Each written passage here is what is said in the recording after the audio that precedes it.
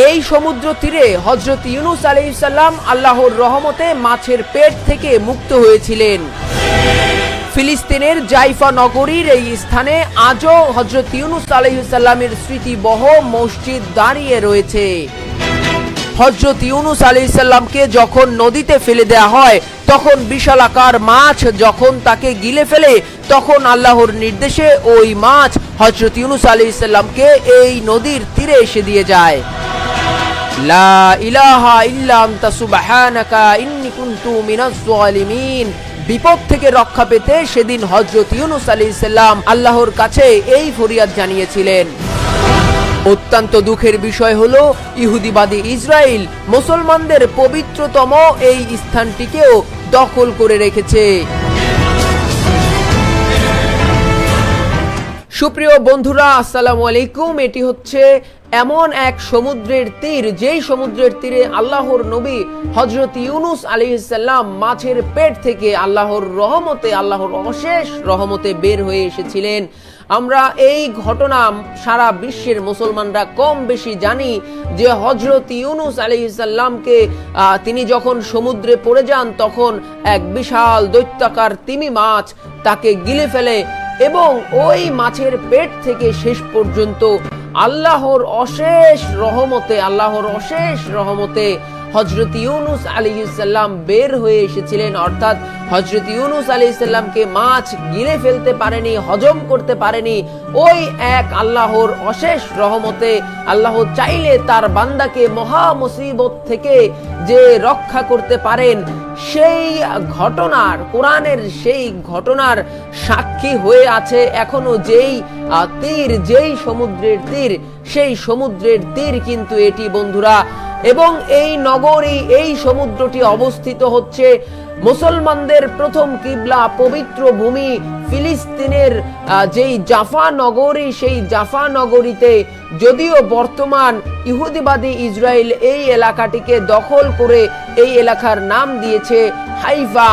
বন্ধুরা, আমরা সেই হাইফা নগরী অর্থাৎ পুরাতন জাফা নগরীর সেই স্থান, যেই স্থানে হযরত ইউনূস আলাইহিস সালাম এর তিনি এক বিস্ময়কর ঘটনা তার মধ্য দিয়ে পৃথিবীবাসী জেনেছে এবং মহাগ্রন্থ আল কোরআনে এই ঘটনাটি অত্যন্ত সুন্দরভাবে বর্ণিত হয়েছে, যেটি কিন্তু সূরা ইউনূসের মধ্যে উল্লেখ রয়েছে।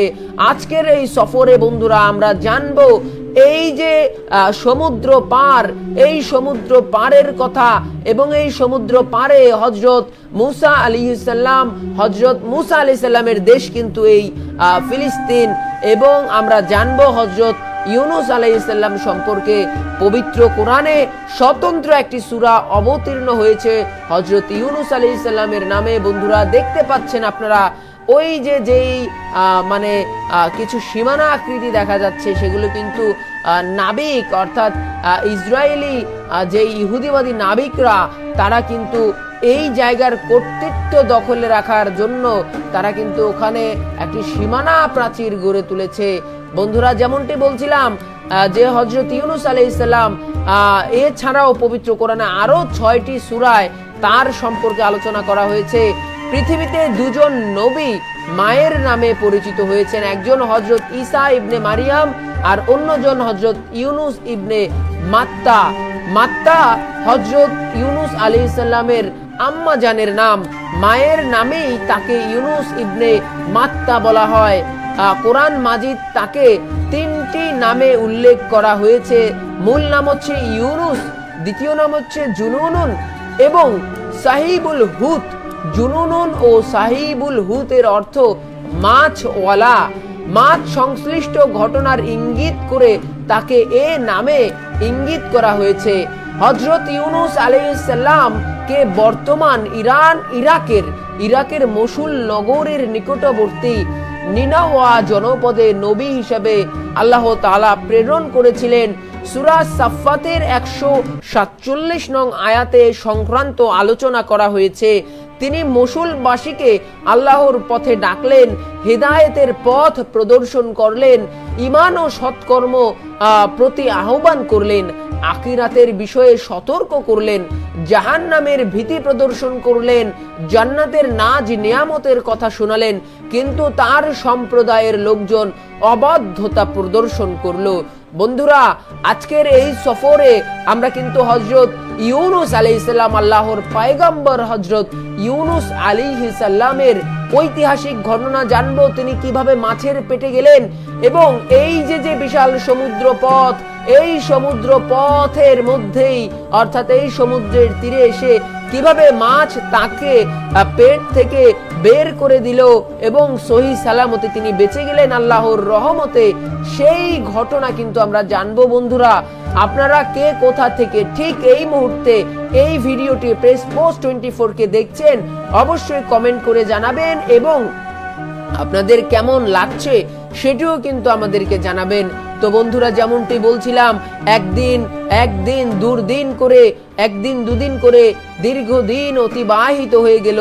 হযরত ইউনুস আলাইহিস সালাম তাদের ঈমান সম্পর্কে কিছুটা হতাশ হয়ে পড়লেন এবং তিনি 3 দিনের মধ্যে আল্লাহর আযাব ওই মসুলের তৎকালীন যারা মুশরিক ছিল তাদের উপর নিপতিত হচ্ছে ঘোষণা দিয়ে নিজ এলাকা পরিত্যাগ করলেন আল্লাহর নবী হযরত ইউনুস আলাইহিস সালাম।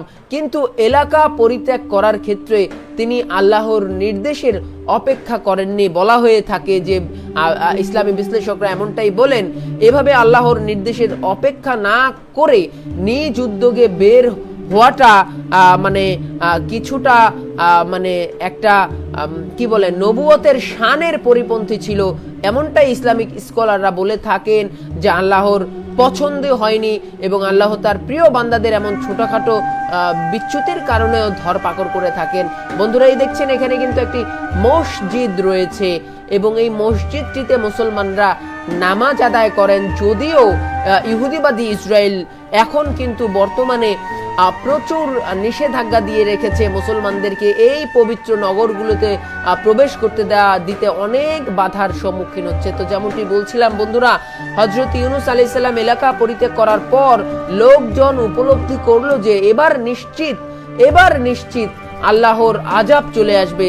তাই তারা সবাই মিলে আল্লাহর কাছে তওবা করলো, লোকালয় ছেড়ে বন বাদারের দিকে চলে গেল, গবাদি পশু ও শিশুদের সঙ্গে নিল। সেখানে সবাই কায়মান বাক্যে আল্লাহর কাছে আশ্রয় ও ক্ষমা প্রার্থনা করলো। তাদের খাঁটি তওবা ও কাকুতি মিনতির কারণে আল্লাহ তাদের উপর থেকে গজব সরিয়ে নেন। এলাকা পরিত্যাগের পর হযরত ইউনুস আলাইহিস সালাম ভাবছিলেন তার সম্প্রদায় হয়তো আল্লাহর গজবে ধ্বংস হয়ে গেছে। তিনি কল্পনাও করতে পারেননি তারা তওবা করে আল্লাহর প্রতি ঈমান নিয়ে আসবে। ফলে তিনি যখন জানতে পারলেন তারা সবাই ঈমান নিয়ে এসেছে, একদিকে তিনি বিস্মিত হলেন, অন্যদিকে ভীত সন্ত্রস্ত হলেন। ভীত হওয়ার কারণ ছিল তিনি তাদের বলেছিলেন 3 দিনের মধ্যে আল্লাহর আযাব আসবে, কিন্তু তাদের দোয়ার কারণে সেই আযাব সরে গেছে। সুতরাং তারা তাকে মিথ্যাবাদী সাব্যস্ত করে হত্যা করতে পারে। তৎকালে মিথ্যা বলার শাস্তি ছিল হত্যা। এই সংখ্যায় তিনি স্বদেশে না ফিরে দূর দেশে হিজরতের ইচ্ছা করলেন। এই উদ্দেশ্যে মানুষ বোঝাই একটি নৌকায় চড়ে বসলেন হযরত ইউনুস আলাইহিস সালাম। নৌকা মাঝ নদীতে পৌঁছা মাত্র প্রচন্ড ঝড় তুফান শুরু হলো। বিশাল বিশাল ঢেউয়ের ধাক্কায় নৌকা ডুবে যাওয়ার উপক্রম হলো। অবস্থা বেগতিক দেখে মাঝিরা বলল, এখানে মালিকের অবাধ্যতা করে কেউ নৌকায় আরোহণ করেছে। মাঝিদের বিশ্বাস ছিল কোনো অন্যায় কাজ করে কেউ নৌকায় আরোহণ করলে এমন পরিস্থিতি তৈরি হয়। সুতরাং তারা বলল, এমন কেউ থাকলে তাকে নদীতে ফেলে দিতে হবে, তাহলে অন্য যাত্রীরা এই বিপদ থেকে রক্ষা পাবে। তখন যাত্রীদের মধ্যে লটারি দেওয়া হলো। লটারিতে হযরত ইউনুস আলাইহিস সালামের নাম হলেও যে হচ্ছে তিনি কিনা মানে 3 বার লটারি হলো এবং প্রতিবারই একটা মানে আকস্মিক ভাবে অলৌকিক ভাবে বা হচ্ছে মানে একেবারেই কল্পনারও বাইরে 3 বারই হযরত ইউনুস আলাইহিস সালামের নাম উঠলো। অর্থাৎ যখন নদীতে অনেক ঝড় উঠলো তখন মাঝিরা বলল যে এখানে আল্লাহর সাথে মানে হয়তো কেউ একটি এমন কাজ করেছে যা আল্লাহ বিরুদ্ধ। এমন ব্যক্তিরা যদি থাকে ট্রলারে বা লঞ্চে তাহলেই মূলত এরকম হয়ে থাকে। তখন একটি লটারির আয়োজন করা হলো, লটারি দেয়া হলো এবং লটারিতে লটারি নির্ধারণ এই জন্য করা হচ্ছিল যে যার নাম উঠবে তাকেই নদীতে ফেলে দেওয়া হবে এবং সেই আল্লাহ পরিপন্থী কাজ করেছে বলে সাব্যস্ত হবে। এরকম লটারিতে তিনবার লটারি দেওয়া হলো এবং তিনবারই অলৌকিকভাবে হযরত ইউনূস আলাইহিস সালামের নাম উঠলো এবং এর ফলস্বরূপ হযরত ইউনূস আলাইহিস সালাম নদীতে ঝাঁপিয়ে পড়লেন। ইতিমধ্যে একটি বিশাল দেহী মাছ এসে হযরত ইউনূস আলাইহিস সালামকে গিলে ফেলে। সেই মাছের প্রতি আল্লাহর নির্দেশ ছিল হযরত ইউনূস আলাইহিস সালামের অস্থি মজ্জার যেন ক্ষতি না হয়। সুবহানাল্লাহ, এটা যে কত বড় একটা ঘটনা, বিশ্বাস করতে পারছেন কি বন্ধুরা? নিশ্চয়ই আপনারা এই ঘটনা শুনছেন আর অবাক হচ্ছেন যে হযরত ইউনূস আলাইহিস সালামকে কিভাবে আল্লাহ তাআলা মাছের পেটের ভিতরে রক্ষা করেছিলেন বন্ধুরা। তো যাই হোক, যেমনটি বলছিলাম যে সে তার খাদ্য না হয়, তার উদর কিছু দিনের জন্য তার বন্দিখানা মাত্র, অর্থাৎ হযরত ইউনূস আলাইহিস সালাম মাছের পেটে কয়েকদিন বন্দী থাকবেন। এই হিসেবেই কিন্তু মাছটির পেটে হযরত ইউনূস আলাইহিস সালামকে আল্লাহ তাআলা রেখেছিলেন। মাছের উদরে গিয়ে হযরত ইউনূস আলাইহিস সালাম একটি দোয়া পড়লেন, আল্লাহর কাছে আশ্রয় চাইলেন, ক্ষমা প্রার্থনা করলেন। তিনি বললেন, লা ইলাহা ইল্লা আনতা সুবহানাকা ইন্নী কুনতু মিনাজ জালিমিন। এর অর্থ হচ্ছে, হে আল্লাহ, আপনি ছাড়া আমার কোনো ইলাহ নেই, আপনি চিরপবিত্র, নিশ্চয়ই আমি নিজের উপর জুলুম করে ফেলেছি। এই দোয়ার বরকতে মাছের পেট থেকে আল্লাহ তাআলা তাকে মুক্তি দেন, নতুবা মাছের পেটেই তার সমাধি হতো। আল্লাহ তাআলা বলেন, যদি ইউনূস আল্লাহর তাসবিহ পাঠ না করতেন তবে তাকে কিয়ামত দিবস পর্যন্ত মাছের উদরেই থাকতে হতো। সূরা সাফফাতের 143 থেকে 144 নম্বর আয়াতে এই ঘটনা, এই ইরশাদ বর্ণিত হয়েছে। কিছুদিন পর হযরত ইউনূস আলাইহিস সালামকে নদী তীরে উদ্গীরণ করে দিল ওই দৈত্যকার মাছ। আল্লাহ তাআলা সেখানে তার শারীরিক সুস্থতার জন্য লতা বিশিষ্ট বৃক্ষ উদ্গত করে দেন। আল্লাহ তাআলা বলেন, অতঃপর আমি তাকে এক বিস্তীর্ণ বিজন প্রান্তরে নিক্ষেপ করলাম।